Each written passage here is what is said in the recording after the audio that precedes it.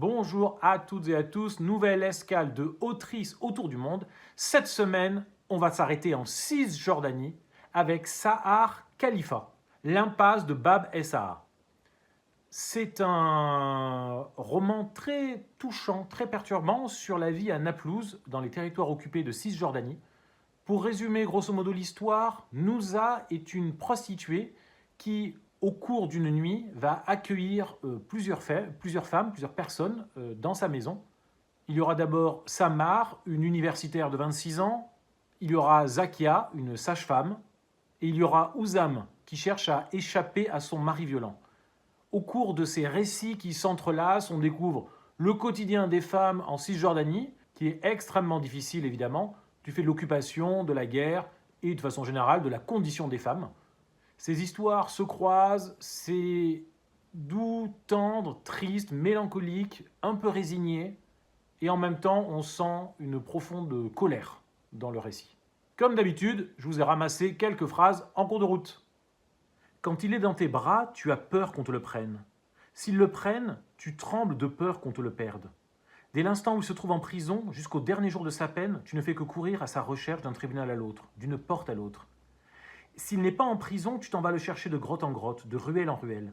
Si tu le vois, tu te consumes avec lui. Si tu ne le vois pas, tu te consumes pour lui. Telle est notre vie, brûlure sur brûlure, supplice sur supplice. Prie pour que Dieu aide les femmes.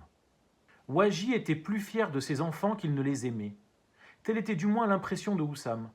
Il les rassemblait comme l'avare rassemble ses pièces d'or et les dépose dans une cassette bien fermée, hors de sa vue et de sa portée, et ne les palpe que pour les compter.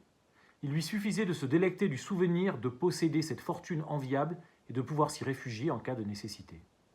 Pourquoi s'en faire? Elle avait un monde que personne ne pouvait lui ravir. Elle avait sa conscience, ses fardeaux, une patience de chameau, une peau de reptile ou de tortue. Je suis l'abandonné et celui qui abandonne. Je suis l'aimé et l'amant. Le mirage de Saab m'entraîne sur un tapis volant. C'est la révolution qui part à volo, l'intifada qui est rattrapée par la peur. J'ai peur de me perdre avec elle, j'ai peur de rester, de fuir. Je crains que la nuit m'emporte, que j'oublie mes promesses. Calme-toi, mon petit, que Dieu te protège. Aujourd'hui, je te fais sortir des entrailles de ta mère et demain, ce sont les entrailles de la terre qui t'avaleront. Calme-toi, mon enfant, et cesse de crier. Ou plutôt, pleure tant que tu voudras, de peur de ce que te porte l'avenir. Y a-t-il pire que l'inconnu? Si le nouveau-né savait ce qu'il attendait, il serait aussitôt retourné au ventre de sa mère. Sahar Khalifa, l'impasse de Bab es Sahar, pour la Cisjordanie. Et comme à chaque fois, évidemment, je gratte la carte. Et voilà, est-ce que vous l'avez lu, est-ce que vous l'avez aimé? Dites-moi ce que vous en pensez dans les commentaires. Et comme à chaque fois, vous abonnez, vous likez, vous commentez, vous partagez.